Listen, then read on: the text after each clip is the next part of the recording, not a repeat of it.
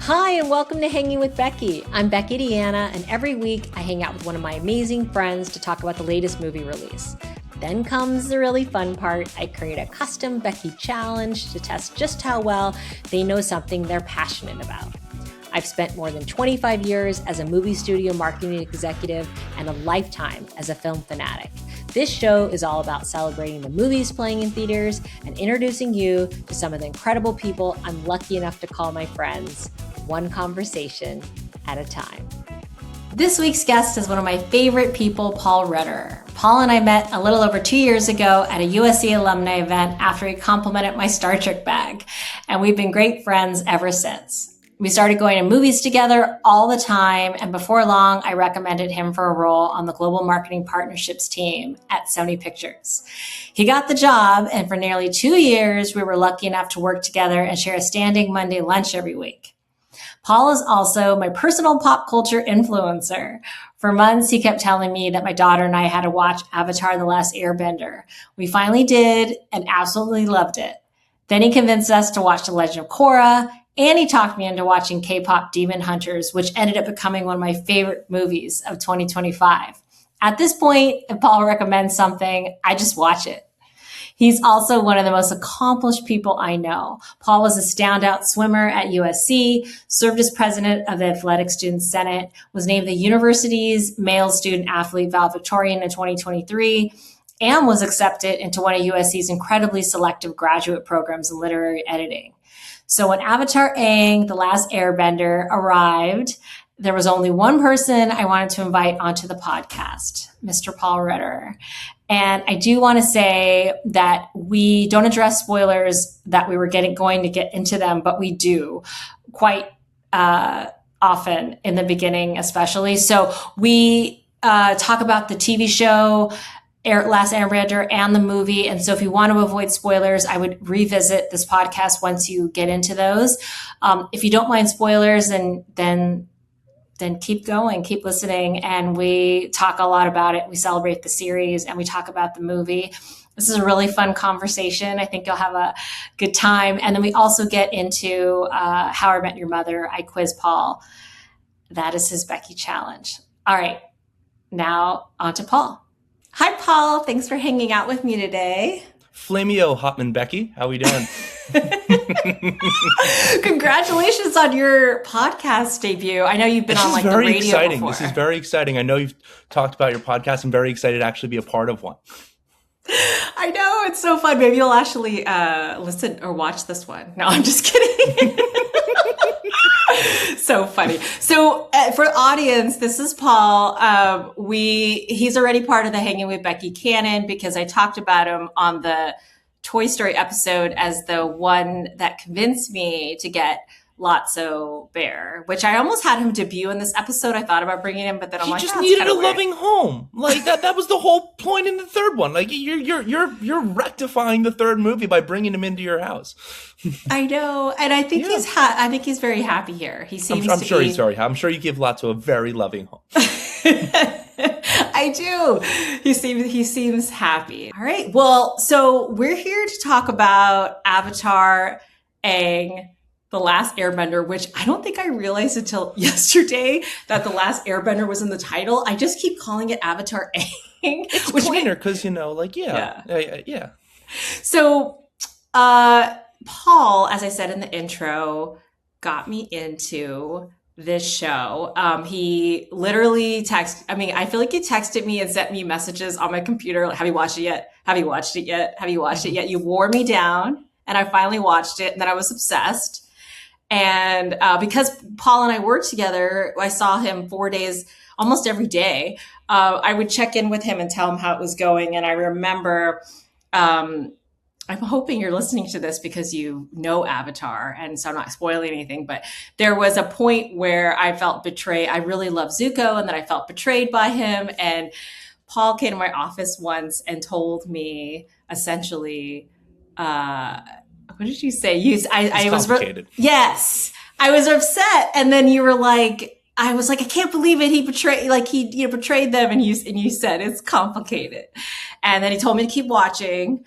And then I was it was immensely satisfying, and it made me feel good that I always believed in him. And I feel like he has the best redemption arc in the history of television. And then actually I'm going to pull for YouTube listeners, I'm wearing my Zuko shirt, which I think I told Paul yesterday that I bought 2 more Zuko shirts. I was on vacation this week and I bought a Lord Zuko shirt, like was more like from this movie. And then I bought another one where he's kind of older. But how many times have you seen Avatar, the TV show? God, I can't keep track. I mean, I know we were talking about this a little bit earlier. I did what I like to colloquially call a hard binge of the show before this, because I wanted to watch the whole show before I got into the movie. So over the span of around 2.5 weeks, I just cranked it, Avatar. So with anytime when wasn't working or sleeping, it was Avatar. But I think definitely not more than 10. Probably around, I think 7's probably a good number. That's nuts. I like to call it my annual rewatch at this point. It's almost kind of like a pilgrimage to the show where I'm like, I haven't seen it in a while. Let's watch Last Airbender again. Oh my gosh, that's a lot of time. I don't think I've ever seen a whole series, especially. Well, this one, the good thing is they're half hours, but I think I've seen Seinfeld probably. I may not watch them in order because you have to kind of watch this in order because it's Seinfeld's episodic. So I've watched Seinfeld pretty much every day. So I've probably seen that a million times. But why do you love the TV show so much? It just feels like a warm hug of a show. Yeah. It's heart's in the right place. It's obviously, it's a show meant for kids, but it's not like it's a pandering show. It's not like it's, going to try to dumb it down. I mean, there's the one episode where they go through the Great Divide, which I still find fun, but I know that's a lot of people's least favorite episode. But I feel like you prepped me for certain episodes as I went through. You made me like, you haven't got to that one? I don't know if you're going to like this one. You're going to like this one. It was fun. Sorry, I cut you off. No. I mean, that's the whole thing about the show is it's also the breadth of the show is, for only having 3 seasons and, being so contained and, small for the run of it, it really feels like a complete story. And you really get to grow with these characters because it's 3 seasons, but realistically it takes place over the course of less than a year. So, it's never going to be real time, but you're watching these characters grow on a day-to-day basis and you're like, oh, well, this interaction informed this, which is why this happened and stuff. Mm-hmm. And you can see that evolution happen. You can see, I know we've touched upon Zuko and I know he's your guy, so we'll get back to him at some point, but you see Zuko's growth, but hey, you see obviously Aang's growth, Katara, you see her grow into this masterful bender. And a lot of people don't talk about as well, but Sokka has such an amazing arc where he starts off as this kind of like, bit misogynistic like guy, and he grows into this warrior and there's new introductions. And, I know a lot of times with TV shows when they introduce characters on later seasons, it doesn't necessarily work, but you bring in Toph, who might be my favorite character. And there really aren't that many things about the show that I don't think works. I think that's why it's so enduring because I kind of like with Battlestar Galactica, the early 2000 series, not the older one. I was obsessed with that and binged it and was obsessed. And then I remember when I started going to Comic-Con, I would go to like Battlestar Galactica panels. So I got lucky because Paul convinced me to see this show early last year in 2025, which was also coincidentally the 20th anniversary of the show. So I kind of binged it in a 6-week period, all 3 seasons with my daughter who loved it too. So she loves you, Paul. She's always just like, oh, Paul. And actually, I think I mentioned in the intro that you're sort of my pop culture influencer. Like if you say I'm going to see something, like you convinced me to see K-pop Demon Hunters, and it was like one of my favorite films ever. Great movie. Yeah. So I talk about how you're my influencer. Oh, by the way, everyone, I need your help in the comments on this one. The next thing we're trying to get Becky to watch, because she hasn't seen it yet, are the How to Train Your Dragon movies. She hasn't watched the whole trilogy. Everyone, I need your help on this one. I think we're almost there. But I know like, you actually gave me the movies, which is I did. I ordered them for you on Blu-ray. I was like, now you don't have an excuse. I know. It's really funny because I've had periods of my life where I will, like, I remember one of my friends tried to get me into Eric Romer, and he had these, this is back in the day, he gave me these VHSs, and I had them on my, like, table in my apartment for years. I mean, not years, for like months. And then I finally put them in one weekend, and I'm like, how did I not put these in immediately? Like, how were these on my, dining room table for months, and I didn't know how amazing they were? And that's how it felt with, like, Paul, like, really tried to get me to watch Avatar: Last Airbender, and I'm like, okay, we'll check it out. And then we're like, this is amazing. We were locked in. But back to what I was saying earlier about Comic-Con. So it was exciting because I went to Comic-Con in July of 25, and it was a few months after I'd finished Airbender, and I already was obsessed with Zuko. He was my favorite character. And since it was a 20th anniversary, they had a 20th anniversary panel. And so the whole cast came back for it. It was so exciting. And it was just great. And I remember I cried in the panel, which was amazing. It was really cool. It was really special. And then I think I texted you all through that panel, just like, oh my God, this is happening. I was sending you pictures. It was exciting. And then also the whole Nickelodeon booth was themed Avatar that year because it was 20th anniversary. So it's all these photo ops, and there was tons of Zuko merchandise and Avatar. So I came back that year with all, like, a bag full of Avatar stuff. So I really got obsessed and addicted. But yeah, so it was really fun to just coincidentally get into it right around the time where it was being celebrated so well. And then I got back. I remember when I got back to the office, you were just laughing at me because I had, like, bags full of, like, all this merchandise, and I put Zuko stickers all over my notebook because I've only gotten, like, obsessed. I mean, I'm an obsessive personality, but there's only been a handful of things in my life where Terminator 2 is one of them, and Battlestar Galactica. There's a few things throughout my life where I've gotten, like, really obsessed and want everything and anything about it. And this is one. It's a big deal, Paul, that you got me into this thing that I really locked into that, like, now I feel like is, like, I don't know, like, a big deal in my like a core memory for me, like something that's huge for me that I'll always remember. This is like a new obsession. I think the last time I got obsessed with something and wanted everything and everything was Battlestar Galactica, which was probably, 15 years ago. So, it's thanks to you. And I feel like you continue to do that. Like, and I should listen to you, and I should watch those movies, the dragon movies, because I feel like, often, you have 100% track record with me. Yeah, you are going to love those. But I mean, in terms of just Avatar: The Last Airbender, it's just such a great fan base too. Yeah.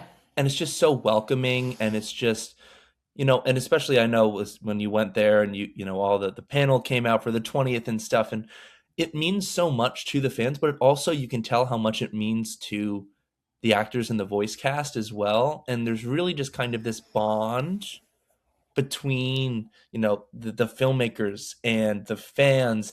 And it's just so wholesome, like, in fandom, just to have this thing that just everyone, can get behind. And, if you tell someone, I'm watching Avatar: The Last Airbender for the first time, they're not going to be like, oh, you haven't seen it yet. They're going to be like, I am so excited for you. You're going to love this so much. Tell me when you get to this episode. I can't wait for you to see this.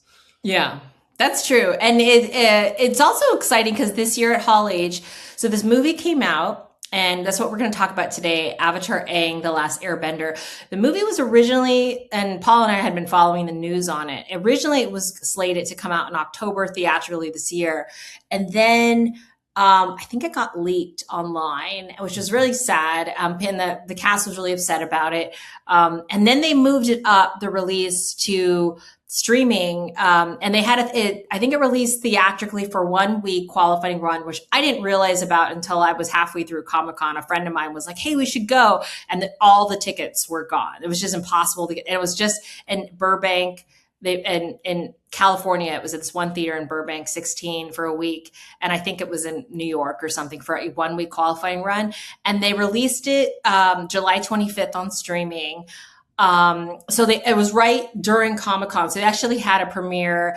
They showed the premiere, like, episode in Ballroom 20. I didn't go to that because I think it conflicted with I was in the Hall H line or something like that, so I didn't see it. But so it was streaming, and it's a bummer it didn't come out theatrically. Hopefully, the rest that I think there'll be future films, but I did want to cover it, and I know I really stress on this podcast. This is our 13th episode that I stress theatrical experience. I want to promote seeing movies in the theaters. I felt like it was okay to cover this, and I tried to stray away from streaming because it was intended to be theatrical. 13's a weird number too. You know, it's unlucky number 13. Weird things happen around 13. I know. I was thinking that this morning because I was like, oh no, Paul, you're the 13th episode. I'm a lucky 13, but it'll be great. Lucky 13. You'll break the, it won't. We'll break the superstition about that. So, you saw the movie. I saw the movie like a week. I think I saw a few days ago. I think I saw it last weekend, but you just saw it last night, right? I did. Yeah. I did. It was great, and it was nice because it was a cap off. You know, I mentioned earlier, I hard binged the show. I watched all of it, and it was nice to just roll right into the movie.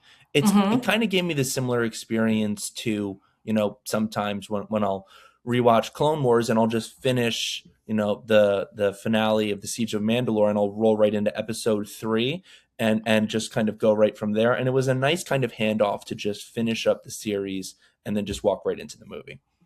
Yeah. I didn't get that feeling of going straight into it. What's interesting is the characters in this movie, I believe it's 13 years later. So for some reason, I kept saying for months now, talking about this movie, that it was them as teenagers, but it's not. It's them in their 20s. I think I think Zuko and Katara are the oldest of the characters. No, Zuko and Sokka are the oldest. So I looked online, and so Aang is about 24, 25 years old, technically 124. Technically 100, and, you know, Appa's pretty old too. How long did they live? I don't know. Well, I mean, he was in the ice all that time with Aang. Yeah, that's true. I have an Appa question for you in this movie, and also, how old is Momo? Does anyone know how old Momo is? I don't know. Wait, was Momo in the ice with them too? No. He found Momo when he went to the air temple. Okay, got it. Yeah, that's true. Gosh, thanks for reminding me of that. And Sokka tried to eat him. So Toph is the youngest. So she's gonna be 24 in this movie because she was 12 when, I think, in the film. So she's around the same time age as Aang, I guess. Zuko, they said, is about 28, 29. Sokka's 27, 28, and Katara is 26, 27. She's a little bit older than Aang, which was always the weird thing in the show because he has a huge crush on her and she's older. And I think there are moments where her and Zuko have moments, and I think some fans will hope they would be together. Huge thing. Yeah, which is kind of played off in this movie where Aang gets pissed because that Avatar calls them a couple, which we'll get to. So anyway, so this movie, they're more in their 20s, which is cool. I actually really am excited because I think some people were bummed and wished that they were younger and wanted to continue the stories that way. I like that they're in their 20s here. I think that is fun, and I'm actually excited about hoping to see more movies because they're older now. One of the things that they had a Hall H panel this year for Avatar, which was also cool because last year, the 20th anniversary of the TV series, it was in Ballroom 20, which was which seats about 2,000 less. So it was cool that the movie got to be in Hall H. But one of the cast and crew and the filmmakers, they talked about that they loved, that they wanted to keep this 2D because they said it's a dying art form and a lot of people were pushing to 3D and they really went back to 2D. This film, I think the best thing about this film is the animation. I think it's gorgeous animation. I loved it. It is very true. I like that they didn't, make it 3D for the film. What did you think about the look of it? 100%. It is such a gorgeous movie, and it is kind of a shame we weren't able to see it on the biggest screen because every single frame of this movie, I have no doubt as I go back and I rewatch, and I'm sure I'll rewatch it, again in the near future, I feel like I could just press pause and whatever was on it would be like a poster. It's just dripping with color and beauty, and just, it was really nice as well that it was an evolution of the animation style from the original. You know, it's not like they were, oh, we're going to try to do our own thing. The character designs are still very clearly, you know, this is Aang, this is Katara, this is Zuko, this is Toph, this is Appa, this is Momo, this is Sokka. But it's the next step with this nice technology and this attention to detail on drawing these characters and this world that it's just the next step on it. It's a natural evolution. It looks stunning, and it just feels like, hey, you know, if we had all the money and all the time in the world, this is the way we would have wanted to do the TV show. But now we do have the resources, so this is how we're going to do the movie. Yeah, that was so eloquently put. I agree. It's a great way to think about it, that you could pause any frame and it would be a poster, because it is really stunning. I looked back at what the producer actually said, and she said this is a love letter to Japanese anime. She said that this needs to stay 2D and these characters need to be hand drawn. And a lot of friends and peers in the Western industry wanted to work in 2D, but they were being forced into doing 3D.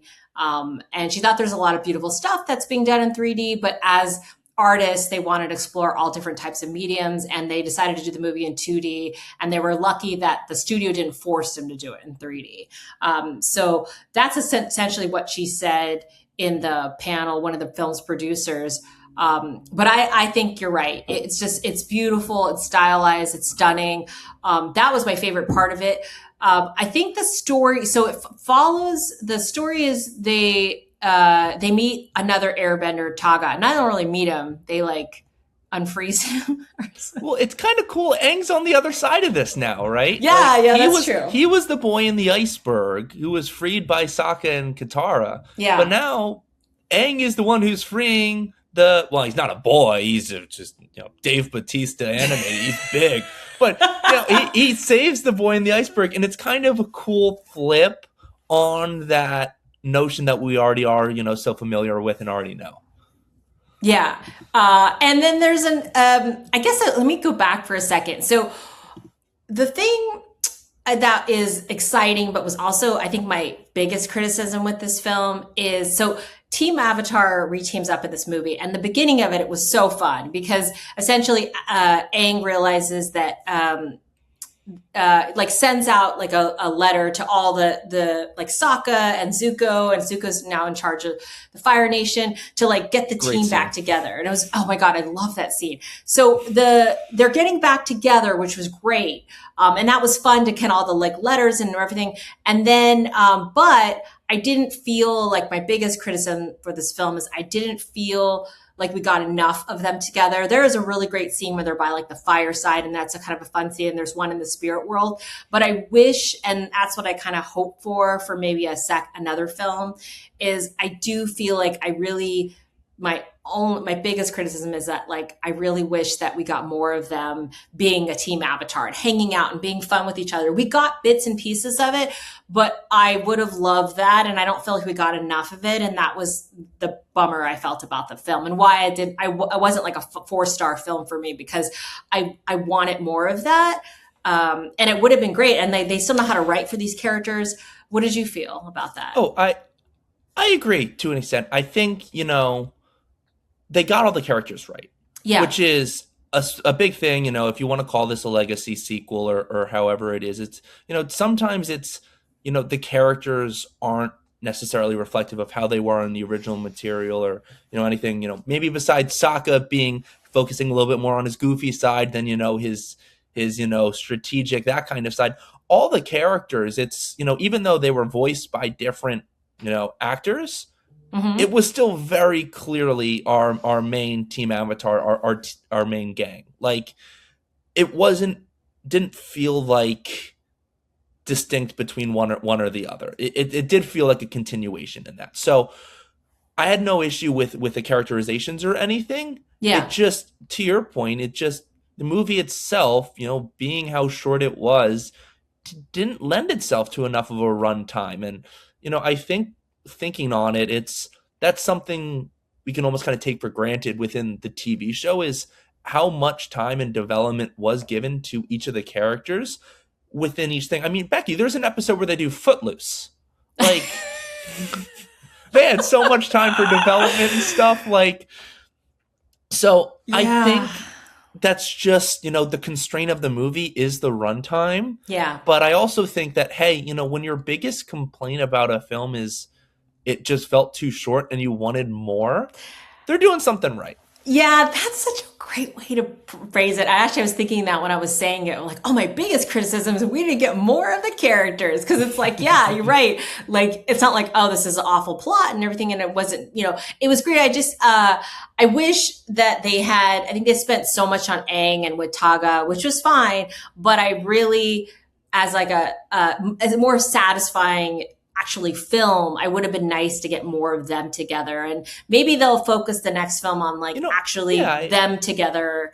I think that's spot on. I think, kind of thinking about it as well, it's, we were talking about this a little bit earlier, it's just called AVATAR AANG: The Last Airbender, but I would love it if, they do, a bunch of these, and the next one is Zuko: The Last Airbender, and then the next one is Toph: The Last Airbender, and each one is kind of focused on a different character. And if they do it that way, and hey, the other gang is there because they're so central to it, but they're kind of relegated to support staff.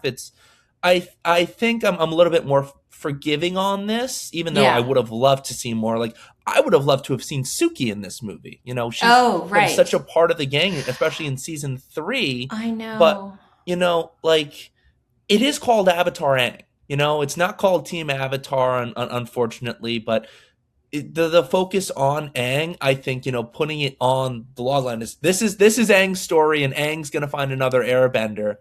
I tend to be a little bit more forgiving on that, but it is still something where I want more. I love these characters. I know, I love these characters. One of my friends did get to see the qualifying run, and he said something like he just loved hanging out with his friends again, or something like that. Perfect. He texted me about it because I don't think it was like 5-star film, but like just being, you're right, a warm hug, just being around them again was so fun. And then so I think let's get in some of my favorite scenes. I think the first one is when Aang does send that letter to Zuko, and then and I think it's Ronnie Chang is the guy that has to read the letter. He's the voice. So they have totally different voice casts for the show, except D.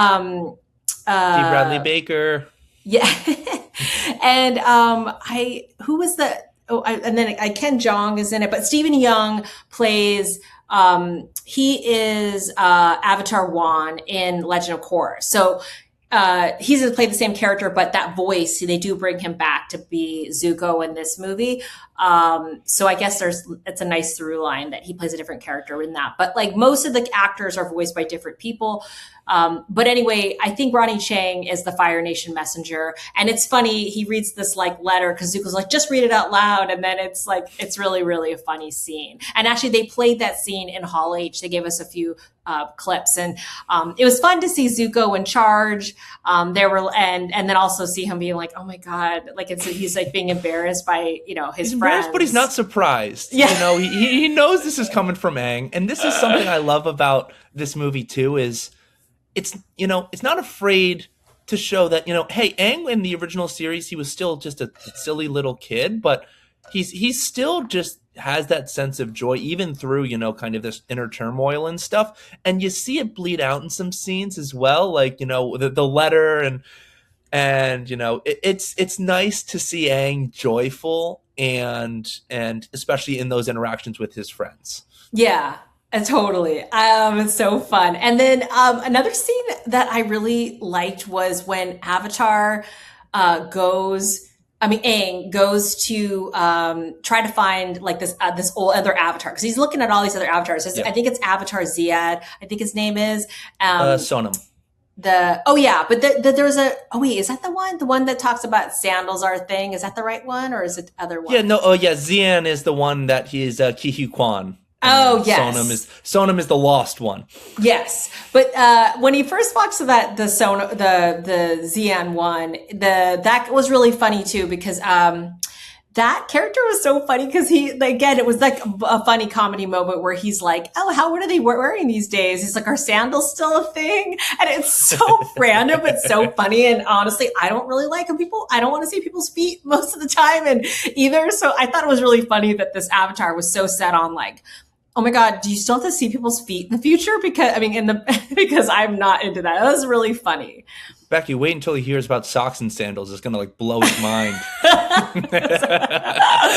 I also really liked when they found Taga, and there was a scene where they're all around him. And again, I think this is the trailer, but when Toph has crushing on Taga, and she can't see him, but she's like, he sounds really attractive. And that's whole conversation being attractive. And then Zuko says he's very attractive, and then he's like, what? He is. It's all in the bone structure. Yeah. I thought it was so great because he's so comfortable with the sexuality that he's like, yeah, he's good looking. It's so fun. It's a really great line. I have some other fun moments that I really like, but is there a certain scene that really spoke to you that you liked in this movie? There's a few. I mean, I really loved the scene where they go into the spirit world, but yes, when they call on the ocean spirit, mm-hmm.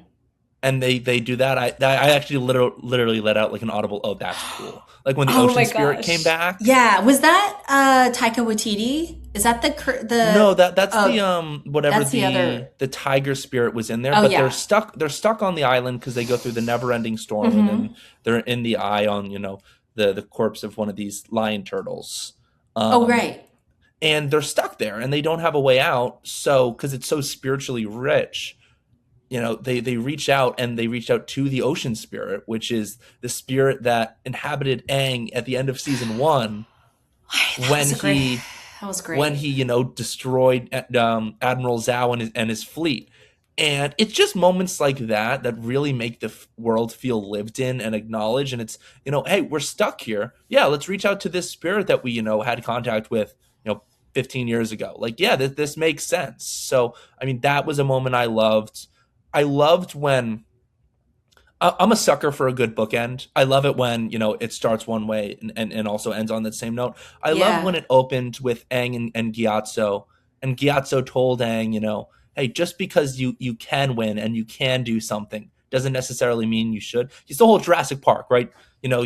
You can, never stop to think whether or not you should. So he, delivers that message, and it comes back full circle in the end, mm-hmm. when, he's fighting Taga and he's got that staff. Yeah. And he has everything he wants right in front of him, right? He has the opportunity to, bring all the airbenders back, but then he remembers, like, this isn't who I am. I don't want to do something at the expense of everyone else.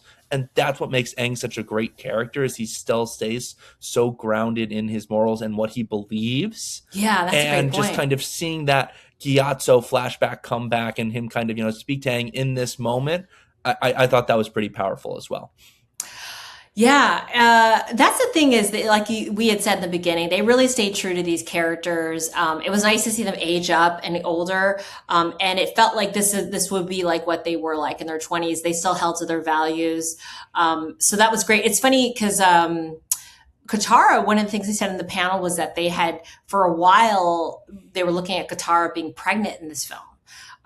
But they decided, no, we think it's better for her to be, fighting and not already pregnant, because she's going to have, Aang's kids. But I thought that was an interesting point. It was nice to see her still, in her 20s before she is a mom, and seeing her pre-mom. So that was good. But yeah, I think that's exactly it. So the spirit world, which I thought was fun, was when they did talk to that, I think it's, I don't want to say his name, Gorilla Vark or something, who was played by Taika Waititi. It's a very funny moment where they go into spirit world and they sort of like revert back to being kids, or just like it tweaks all of them. So it makes Sokka younger and Aang younger, makes Toph like a baby, and it makes Katara and Zuko old, like elderly. And which I love, because it was their same like illustrations as they were in Korra. It was awesome. I love the callbacks. It's so funny because It is, because Zuko and Katara are in Legend of Korra, but they're still in but they're a lot older. So you're right, it's exactly them, and it's really funny but they're still, even though they show them as older, they are still, themselves. The age, they're 20 inside, but they look older. But it's really funny. And then Sokka is like, "Where's my power pony?" Because he doesn't know why it's. And then it's really funny because he turns to see Katara and Zuko who are a lot older. Like, I don't know how old they were in Korra, like 100, or I don't know how old they were, but he goes, old people. I like literally laughed out loud. And then the best line after that was he's like, "Oh no, Zuko, what happened to your beautiful face?" And I wrote it here, he said, "You look like a dried sea squid." But it's so funny because, in the show, Zuko's very good looking. And it's just so funny. So Sokka, everyone's like very okay with their own sexuality. They can say, hey, they're attractive, whatever. But he's just like, "You're so beautiful. What happened to you?" And then another funny moment in that whole scene is that, in the show, Aang is younger than Katara. He loves her and he ultimately gets to be with her. But there is a whole thread of, like, you see Katara and Zuko getting close. So at the Spirit says, "Oh, it looks like two brothers, their little sister, and an elderly couple." And then Aang gets mad. He's like, "They're not a couple," because it's his sister and Zuko. Not sister. It's his girlfriend. And Zuko, and he's like, "I don't want them to be together," but that's a nice throwback to people wanting, Zuko and Katara to be together. So it was fun because, again, you see, although in their 20s, you still see them as their personalities haven't changed. Like, I feel like I still have a lot of, like, who I was when I was growing up. That's still part of me too. So I really love the scene for a variety of reasons. I thought Taika Waititi was very funny. I like the whole that they like reverted back and it captured all the like charm and of the original series. What did you think? Oh, totally. I loved it. I mean, I love the fact as well as, they Zuko and Katara got so much older, but Toph turned into a baby. And not just any baby, a baby that was just biting everyone's fingers. Yeah, she was fighting. It's so tough. It's so tough. And then another thing I really loved, and I would love if they make a plushie of this, because I want that plushie. Is it the little ball of Momo with just the tail at the most adorable thing? And then they're trying to convince the Spirit to take them to the back to the real world, and they can't do it, and all of a sudden Momo just lands in front of him and goes, "Brr," and he's like, "Didn't think about that. Let's do it."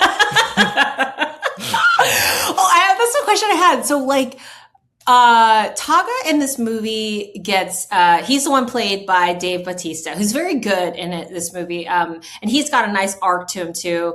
Not what you expect. There's real stakes in this film. Like, characters die in this movie, which is also crazy. But what's interesting is Taga takes Appa, but how does that work? Do you think he made Appa go with him, or how does that, like, does Appa just go with whoever? I thought it was kind of a bummer that Appa went with him. I mean, it's not like it's something that hasn't happened where Appa hasn't been taken. I mean, for the whole latter half of season 2, he was, kidnapped in Appa's lost days, and he's kind of flying all around and stuff. But he was kidnapped. This is like, I feel like he just made him go with them, but I don't.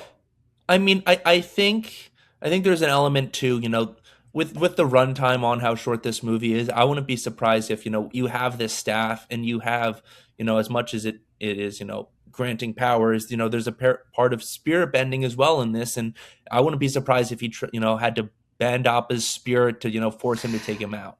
So that's just headcanon, just kind of. But that's why we have you on this podcast, Paul. That's such a great. I bet that you're right that there is some like minute or two or some part where they explain why Appa would go with him that was taken out because for a time, because that makes sense. For me, I'm like, well, Appa's got free will. He can just be like, no, he's huge. He could just sit there. Mm-hmm. And I'm like, why is he with him? But you're right. Maybe there was a part that they explained where he just, made him go with him, because in the show they actually kidnap him and they like force him to do this. Because to me, I was like, well, he could just be like, no, because he's so big. But you're right. It's a really good point. And I bet you're right that there was, they explained that there. But yeah, I love that relationship too. The Appa Aang relationship. it's just still so prevalent in this movie, and it's something I absolutely love. Like the scene when he's on Zuko's ship and he just like falls off and he just whistles and he just knows that Appa's gonna come and pick him up. I'm like, that's so cool. And something else cool is, all of these characters, their art style, changed and stuff, obviously, as they've grown up. Even Momo's style's changed a little bit too, but I mean, if you took the Appa illustration from this movie and threw it in the TV show, I'm sure, the fur and some of the other stuff has really kind of been texturized, but he just looks the same. And it's just, they made a perfect character there. If it ain't broke, we have the perfect, Sky Bison companion right here. Why are we trying to change this up? Yeah, and I feel like there in the last year there's a lot more Appa merchandise that I've ever seen before. Like they have like weighty like plush that are like kind of like weighted blankets that you can hold on top of you. One of the things I saw at the HarperCollins booth at the Comic-Con at the Comic-Con booth was they have an Appa notebook. It's like a furry notebook. It looks just like Appa. So I just think that he has a whole fan base just on him. And are you Team Appa or Team Momo? I didn't know I had to choose. I think I would say Appa. Are you a Momo person? I love Appa. I really do. And I think, ahead of the other rewatch, I probably would have said Team Appa as well. I'm sticking with Team Appa. I just think on my most recent rewatch, I garnered more of an appreciation for Momo and what he brings to Team Avatar. Yeah, he's a little mischievous, I think, for him to be my favorite. But he's a great, and I love him as a character. But opposite is more, I more gravitate towards the sweeter, gentler, characters. But but he's not afraid to throw down too. Like in the finale of this movie, as soon as the gang comes back, Appa just immediately goes and just starts fighting back and helping the gang. And that's something I love about him as well, is he's this gentle giant, but also when push comes to shove, he's not afraid to he doesn't have hands. What does he have? Paws? Throw paws? Like. Yeah, totally. It's so fun talking about this movie with you because I feel like I appreciate it more than I did maybe on first watch. There's a lot of action. Sometimes with action, I'm like shut down. I'm like, action's fine, but I'm more of like intimate story. I want more, if a movie was just two characters talking, that would be more my speed than action. It's nice Avatar Airbender was a mix of action and, story structure and character development and all that. So I got everything I ever wanted. And I think everyone did it who's, depending on what they're looking for. But there was more action in this film than like the character development. But again, we do go into the movie already knowing these characters. It's nice to see them older. It's nice to see their relationship. I love them being Team Avatar. We only really got that in the third season. I mean, with the complete team, with Toph and Zuko and everybody. I'd love for this to be a continuing TV series. They are creating a new TV series that I think starts Seven Havens. Seven Havens, and it's in October of this year, and it follows a completely new Avatar. So it's not in the same state. And then the thing is, maybe it's good that they don't make this a TV series because we got the arc of these characters in a complete way of them, their storyline complete with the 3 seasons. I don't think anything better than that Zuko season, the episode in the season 3 when Zuko stands up against his father.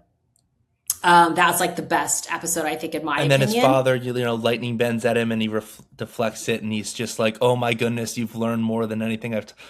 It's such a good scene. Oh my gosh, my favorite, and I wrote it down. My favorite line ever is in that episode where, and I think it's so resonant for today, when Zuko tells his dad, "We've created an era of fear in the world, and if we don't want the world to destroy itself, we need to replace it with an era of peace and kindness."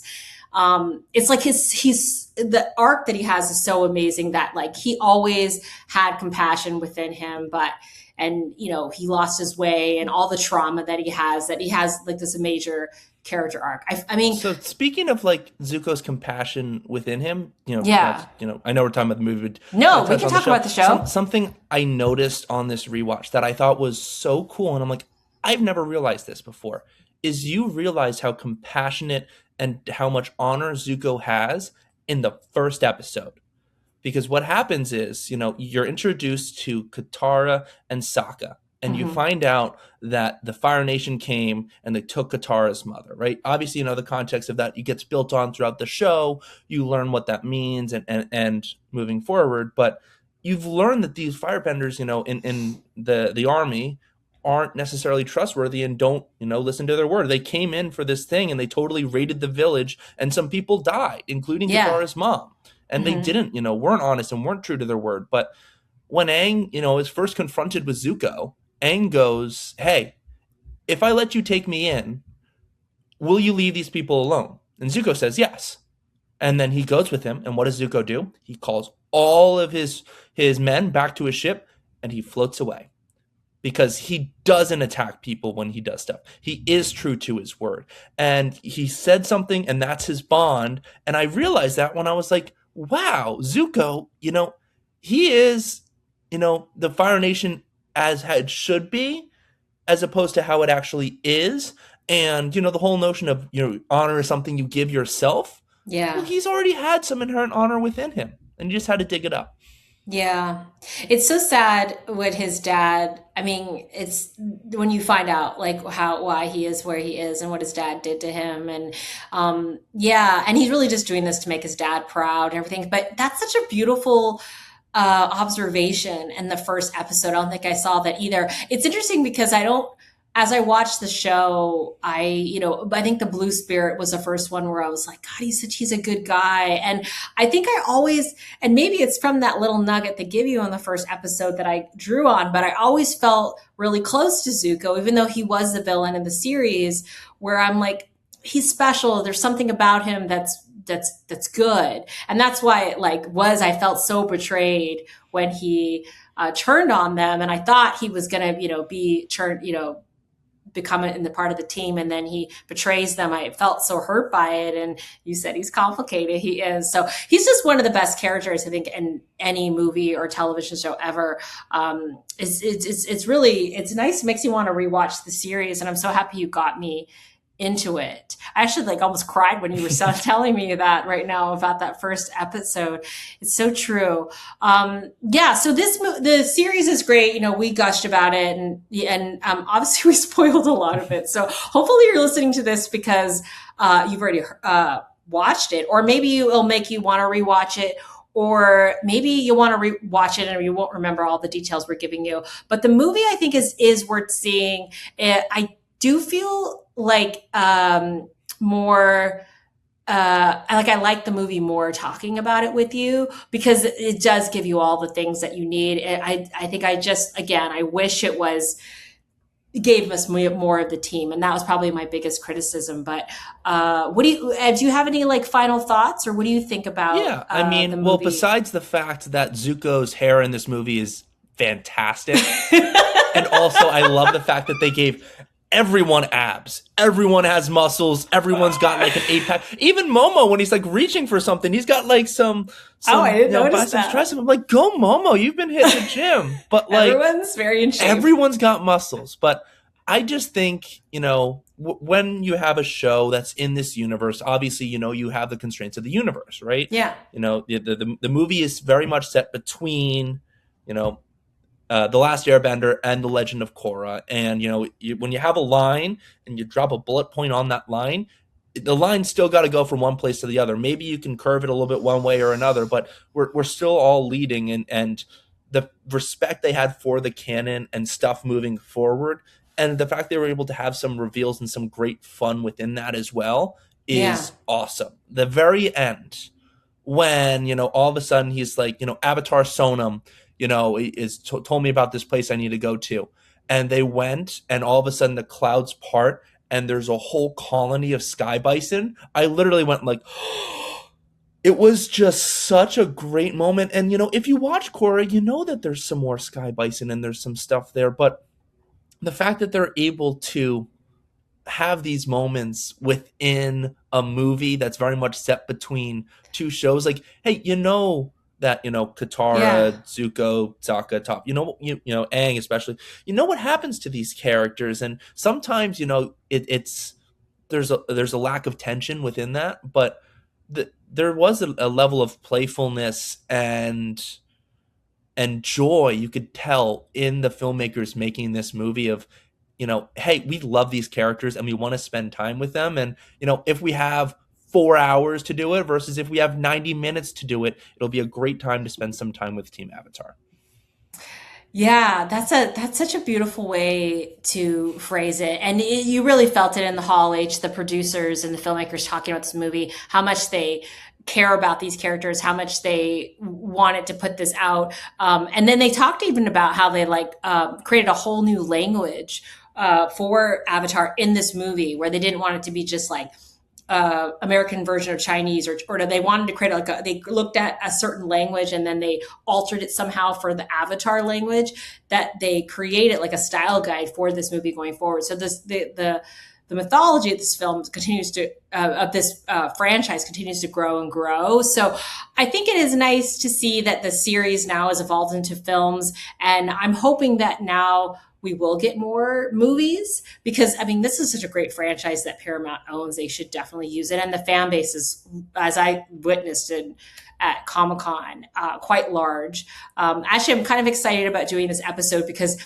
we don't, I feel like a lot of my fans already of the show are very much into science fiction and all sorts of other genres, but maybe some of them haven't even looked at this series, or maybe it missed them because they're older. But I do feel like this episode may draw an audience that hasn't looked at my show because they are Avatar fans. So I might even get a whole new audience because of this.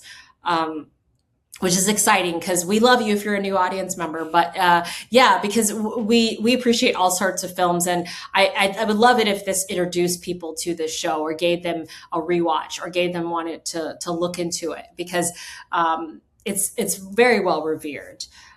So I'm happy that we got to celebrate it. And if there are future films that will come out. Zuko movie. Oh my gosh. Yes. So funny. There's so many good comics to pull from. I know. I sent you over. You need to read this comic. You need to read this comic. And there's so much material, and there's so much, there's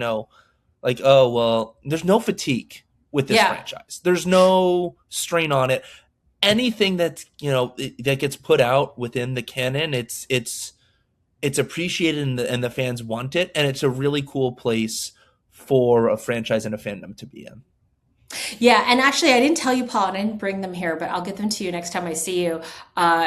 David, I did tell you, but David signed his David Booher, who was on the Comic-Con episode that we just dropped, did his own story for the Avatar, just the new comics, and he had his own story, and so he signed a copy for you, Paul, when I got him to sign it a few months ago. And then I got more. There was some other stories because I went to the Dark Horse booth for a signing that David was at, and then there were some other writers there that written other stories, so I got copies of theirs, and I got them all signed for you too, Paul. So thank you, Becky. You're welcome. So I'll give those to you when we have to see each other. We have to see another movie together soon. So. Yes.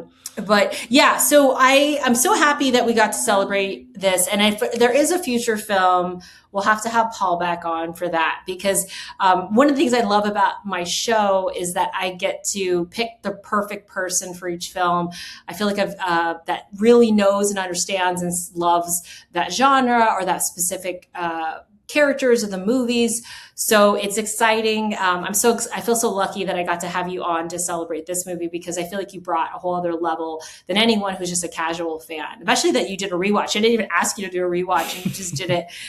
So it brought a whole all other understanding. You actually helped me understand or point out something that I had never caught before in that first episode of Avatar, which if you guys are doing a rewatch, check it out, because Zuko, I guess, shows his honor in that episode.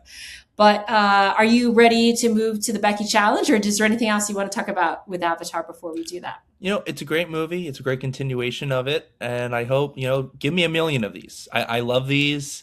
If they're episodic, if this is just, hey, we're going to have 90 minutes and this is what we're going to do, so be it. But I just love the fact we're getting more time with Team Avatar in this universe.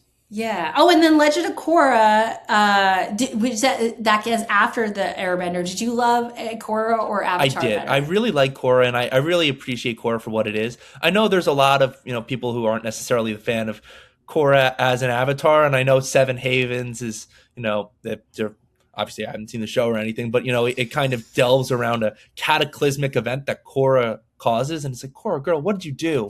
But so funny. I know that. You're right that a lot of people turned on her because of that. You know what's funny? I just talked to Quinn, my daughter, about it the other day, and she said that she actually likes Korra better than Avatar: Last Airbender, because I think that Korra is a female avatar. She thinks that's really cool because Korra's awesome. So. She's a great character, and something we don't, I don't think she gets enough credit for is she has a true rogues gallery. Each season of Korra, I believe, I'm not as familiar with Korra as I am with The Last Airbender. I've seen it probably 2 or 3 times, but not the breadth of the times I've seen The Last Airbender. But Korra, each season was written as a contained season where they didn't know if they were getting renewed, so they had a compelling villain in each and every single season that was a true existential threat, and Korra having to face these, and she was in a world that was, in kind of this turmoil that gets left behind. I feel like that's just kind of a part of the Avatar cycle is, the Avatar leaves their baggage for the next Avatar to pick up. And she did have some heavy baggage to pick up and, like dealing with some things that, there's no world that you can be prepared for. And I think, she's certainly underrated in the Avatar canon. Yeah, I agree. I'm very much love Korra, and I took a picture with her at Comic-Con. She was on the side of the Nickelodeon booth, and so I took a fun photo. I don't think I posted it anywhere, but maybe I will on our Hanging with Becky feed. But great. So we're gonna move on to the Becky challenge right after this.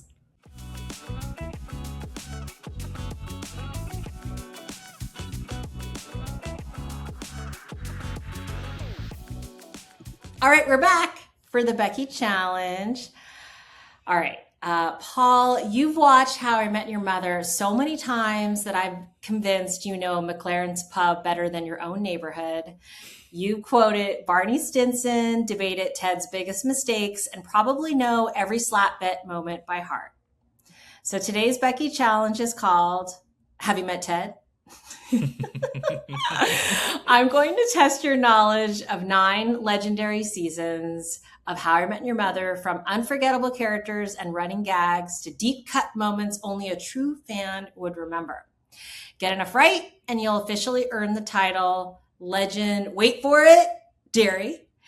Get too many wrong, and you'll spend the rest of the day wondering why there's a pineapple on your nightstand. You ready to go? Let's do it. Okay, so there are 25 questions, 5 rounds. 5 questions per round. All right, so fun. All right, round 1 is called The Gang. Oh my gosh, let me get this ready. All right, okay, so first question. What is the name of the bar where the gang spends most of their time? Well, McLaren's Pub. Yeah. All right. What instrument does Ted play for Victoria when they spend the night together at the wedding? Yeah. Wait, Ted plays an instrument for Victoria at the wedding? Doesn't he? Did I get that wrong? Well, doesn't Victoria play the ukulele and then Ted hears it from the other room? How? And she plays the Levian Rose. Look at you. Oh no! I looked this up. I looked this up a million times. So funny. No, wait, no. He plays an instrument.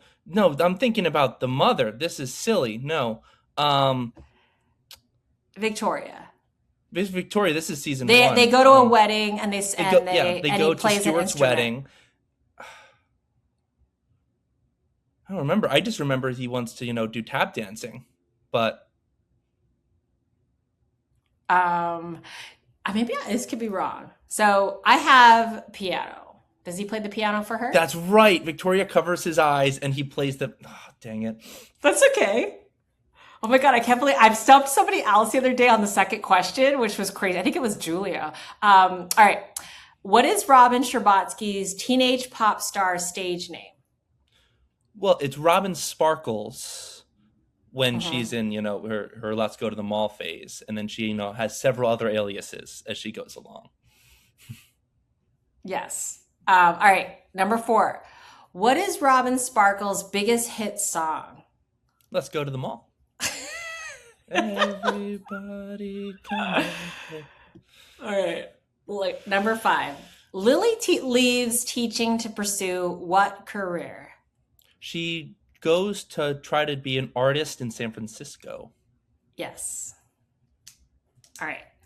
You got 4 out of 5 right in that round. These rounds get progressively harder. So round 2 is legendary moments. All right, ready? Mm-hmm. What name does Barney give the phenomenon where people appear more attractive in a group than they do individually? Oh, that's the cheerleader effect. Yeah, so funny. So funny. All right. What color is the famous French horn Ted steals for Robin? It's the blue French horn. And Ted tells Robin when they break up at the end of season 2, I would have stolen for you a whole blue French orchestra. Aw. He's so romantic. All right. Question 8. What is the name of Barney's famous handbook for picking up women? It's the playbook. And a play in the playbook is about the playbook. It's such a great episode. When the whole play is to feed the playbook to Lily, knowing that Lily's going to meddle. And then, he confesses some deep-seated insecurity that doesn't exist. So fun. All right, number 9. What Thanksgiving tradition celebrates Barney receiving one of his slaps? Well, it's Slapsgiving. Of course. All right. Last question in this round. Throughout the series, what food is used as a code word for marijuana? Sandwiches.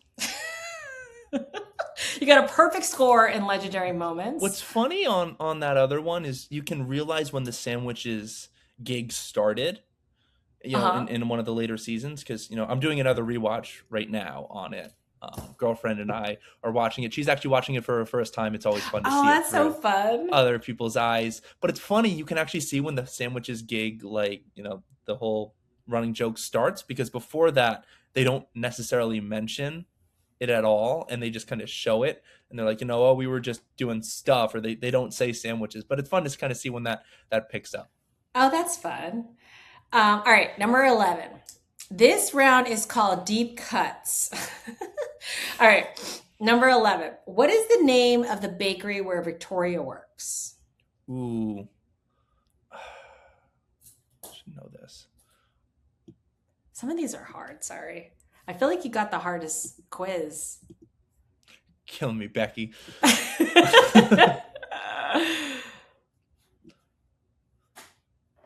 It's because Victoria is at a bakery, and then so they figure out where she was because she was making for the wedding, and they try to figure it out, and then loves the cupcakes. I like how you're reliving this episode. I'm trying to run through the episode to see where it is, and then not. It's okay. I mean, I don't know. I feel like if people would stop me, there was somebody stopped me the other day with the Terminator 2 question, which is something I was crazy. Like, what's the ATM code in T2? Which I've seen that movie 1,000 times, and I've never paid attention what the ATM code was, which is crazy. And I'm like, how did I? And so I didn't know that. It was embarrassing. All right. So it's Buttercup Bakery. Damn it! I knew that because that's the name. That's the name that she gives to Ted. You're doing great. All right, number 12. Ted gives himself a fake name, and then Barney's like, Ted. He's like, yeah, I'm Ted. All right, number 12. What drink does Marshall invent that's named after his home state? I'm tanking this. It's okay. You're not. You're doing really well. And these quizzes are hard.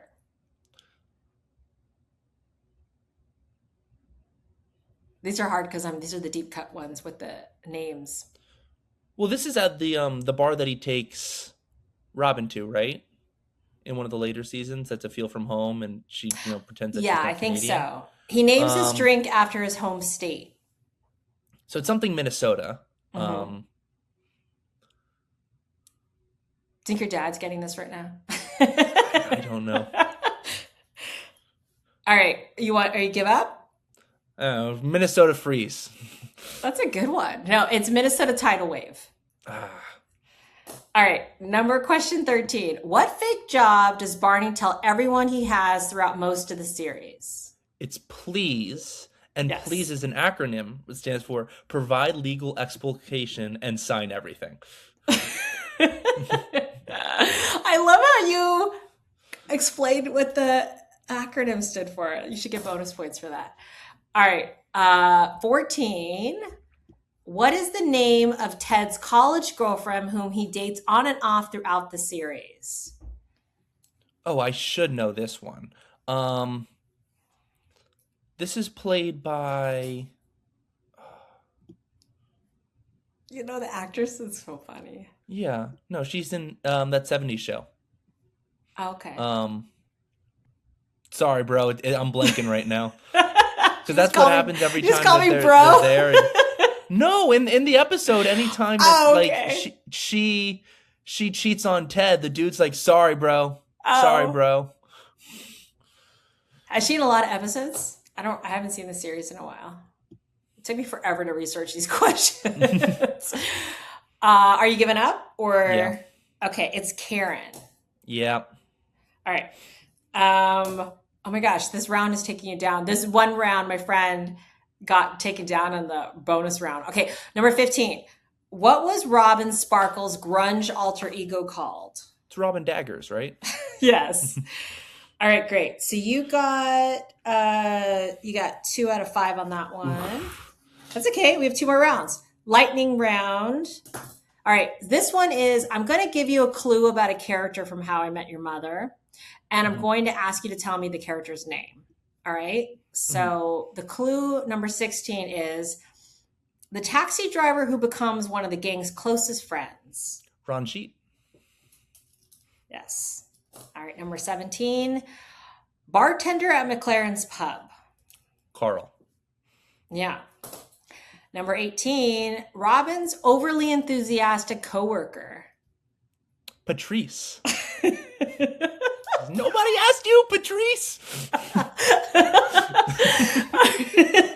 All right, number 19, wealthy art collector who later becomes Lily's boss. The captain? Yes, the captain. I also will accept George Van Smoot, which I guess is his name. All right, number 20. You're killing this round. You jinxed me. I just realized that. My friends hate it when I do this. Sorry. All right, smug television news anchor and Robin's former coworker. You jinxed me, Becky. Do you know who this is? I know exactly who you're talking about. I can't believe I jinxed you. I'm sorry. I'm going to stop doing that. I'm like, I will do the quiz and then I'll be like, are you the first person to get a perfect score? And then like, it'll jinx them because nobody has gotten a perfect score to date. I thought maybe today was the day. Clearly not. Not really. All right. Smug television news anchor and Robin's former coworker. Sandy. Yes. Yeah, Sandy Rivers. Okay, perfect score, Yep. 5 out of 5 on lightning round. All right, last round. All right, this is the bonus round. It's legendary or not is the round. So you're going to tell me whether each of these is a real How I Met Your Mother term or one I completely made up. All right? So your answer is going to be real or fake. The bro code. That's very real. Do I have it over here? I actually have a copy of the bro code. You do? Oh, no, it's in my living room. Dang, I should have brought that. Okay. I actually have a copy of the physical book, The Bro Code. We believe you. That's so funny. All right, real or fake, The Naked Man. That's real. Yeah. All right, number 23, real or fake, The Lemon Law.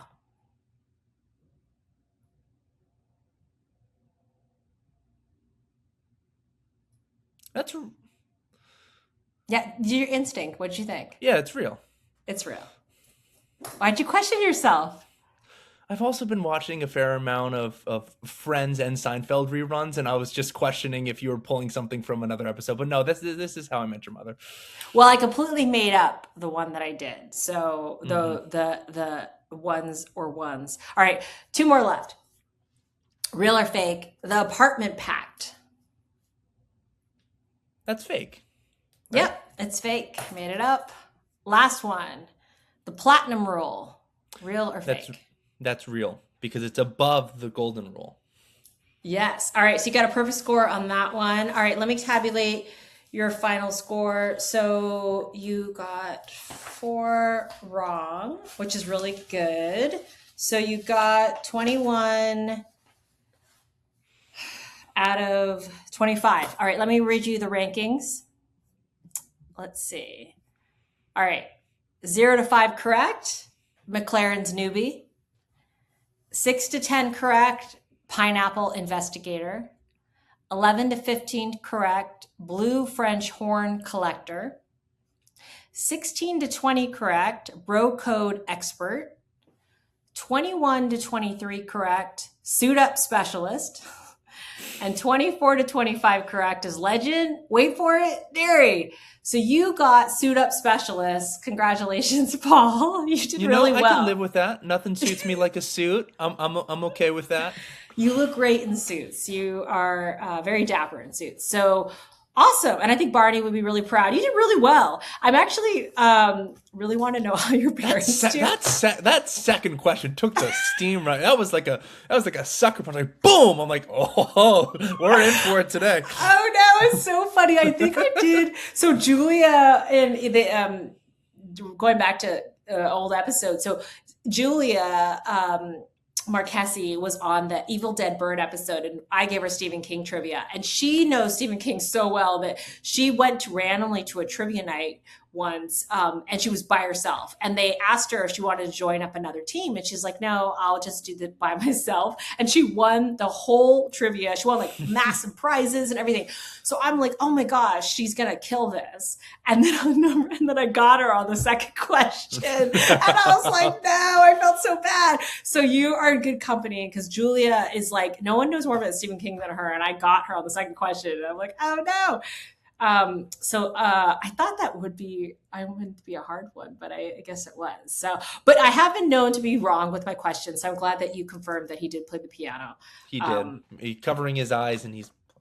Yeah. And these quizzes are hard because, like I said, sometimes like my friend Adam was so worried because he's not good on the spot, he says. So, but everybody always does better than they thought. And you did great. 21 out of 25 is amazing. So, congratulations, Paul. And, so, where can folks find you if they want to talk to you about Avatar, or can they not find you? No, I have a Letterboxd account. I know that I always like to joke. Becky's my biggest fan on Letterboxd. I have a fan base of 1 on Letterboxd. Oh my God, Becky. Paul is the best, and he gets the greatest little quips on reviews. And sometimes Paul, some behind the scenes thing is Paul sometimes has accused me of being mad at him when I don't like his Letterboxd reviews. He's like, something's wrong. I did something because Becky didn't like, and then it's so funny. And sometimes he's right. We have ascertained that sometimes I am right. And then there's been other reasons, like I got too busy or something, but it's a really funny running joke between us. But yeah, I am Paul's biggest fan. So follow him on Letterboxd. He's a worthy follow. My Letterboxd account is P Retterer, RETTERER 19. Great. Picture of Tim Robinson. Awesome. Who you love. And then Hanging with Becky has their own Letterboxd account too. It is Hang with Becky. So if you follow us on Letterboxd, we are following Paul. So you can find Paul that way. You don't try to look for him. Or you can follow Paul and find us through that way. So yeah, so we are Hang with Becky on Letterboxd and Twitter, and we're Hanging with Becky on Blue Sky and Instagram. So look for that. And then I want to remind you guys, if you guys are YouTube listeners, I always forget to do this, but please like, subscribe, and hit that notification bell. My friend Jamie, who's a massive YouTuber, he's got like 50,000 followers. I saw him this week in Wyoming, and he's like, you have to remind people to like get the notifications. I'm like, oh, okay, yeah. So as a reminder to say that. And also would love for you guys to, if you have a chance on Apple or Spotify, we'd love 5-star review. It helps folks find us. And if you want to write an actual review, we love that too. And I did tease on the last episode, I have to find it now, that I wanted to do a trivia contest. If you're in Los Angeles, I have 2 tickets to Catch a Thief in 4K at the Academy Museum. It's playing at the huge David Geffen Theater. It's in a gorgeous theater on Wednesday, August 26th. I have 2 tickets. I have a conflict, so I can't go. So if you would like to win these tickets, the first person to email us at hangingwithbecky@gmail.com with the answer to this trivia question, which I will tell you where to find it. I mentioned it on the Toy Story episode with Adam Rockoff, where I also did I also mentioned Paul for the first time. But the question is, if you can tell me what is the name of my teddy bear, the first person to email us at hangingwithbecky@gmail.com will get those tickets if you want them and you live in Los Angeles and can go. And I'm sure Paul knows the answer, but don't tell us, Paul, because we have to get people to get that. And then also, we wanted to mention, we didn't mention it originally in the review section, but we wanted to call out the cameos in this movie, which were fun. One is Cabbage Man. They had a big photo op of him at Comic-Con, which was fun, at the Paramount Lodge, where you saw that cabbage a cart fall over. It was fun if you waited long enough, you saw it fall over. But in this movie, he looks to the sky and he's like, "My cabbages," which I don't think he's ever done that. Has he ever looked at the sky and done that in the show? I think each one is like a little escalation, and it just kind of feels like and cherry on top. The fact they got Ken Jeong to voice him as well, fantastic. Yes. And then what other cameos were fun? They really make, Republic City feel lived in. In the very beginning, you can see the wandering, singers, the secret tunnel people. When Aang comes back, on Appa, and to greet everyone as they're unveiling, the 4 flags, the foam mouth guy, the overlay, woo woo, is there, and he's got like a son now too that's doing the same thing. So he was there. At the very end, you see some Kyoshi warriors in it as well. Oh, right. And then it made me want to think of like, oh, I really wish they were in this. Yeah. And then in the very end, during the credits, you do see a picture of Suki, even though she's not in the movie. Oh, yeah. She's great. We love her. Well, awesome. Thanks for tuning in. And I'm sure Paul will be back. I'm sure you'll become a fan favorite. A lot of my friends who listen to the show or fans have told me that some of the episodes they like the best are the people that they didn't know at all. So this show is celebrating all the amazing friends in my life and getting to hang out with them and then introducing them to the world, especially ones that haven't podcasted before, like you, Paul. So so many people are going to learn about who you are now. It's very exciting. And maybe I shouldn't want to share you, but I am sharing you. So Paul's great. He's a great follow on Letterboxd, so check him out there, and then you can see all my likes on him and see, like, is Becky mad at him? She doesn't like this yet. All right, so next week we will be back covering End of Oak Street with Adam Rockoff. I think he has been on the show. I think this might be his 3rd time or 4th time if you count the bonus episode we did with Terminator Salvation. So he's been the most recurring friend on the show. But everybody loves Adam. Adam's amazing. Had to have him back for a dinosaur film. And I know J.J. Abrams produced this film and we're big fans of his.